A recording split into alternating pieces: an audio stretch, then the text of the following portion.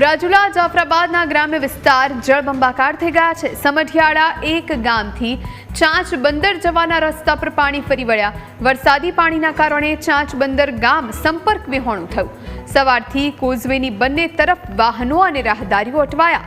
સમઢિયાળા એક ગામ નજીક બંધારાના પાણી કોઝવે પર આવી જવાના કારણે છેલ્લા 15 વર્ષથી આ સમસ્યા છે। પટવા ગામના એક દર્દીને જેસીબીની મદદથી પાણીમાંથી પસાર કરાયાનો વિડીયો સામે આવ્યો।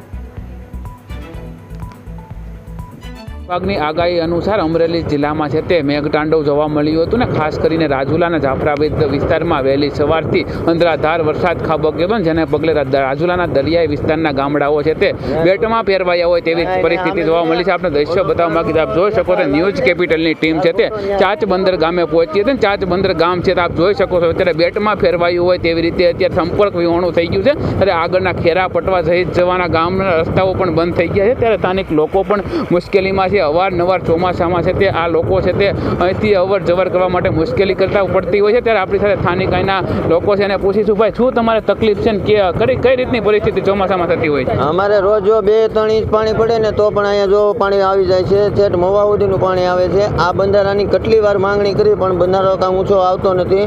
હવે આ 2 ગાડી બકાલાની છે, એક મારી છે, એક જીવનભાઈની છે। હવે જો અહીંયા સાસમાં બકાલું બધા કરે, બકાલું તો અમે લઈ જઈએ પણ કઈ રીતના લઈ જાય? અહીં પાણી 4 વાગે હું નીકળ્યો ત્યારે પાણી હાફ ડીમ હતું, ત્યારે હું મારે એમ થયું પાછું નીકળે જાય, નાલી ગાયગા ભરીને પાછો હું 7 વાગે પૂગ્યો તો અહીંયા આવ્યો તો પાણી વધતું જ જાય।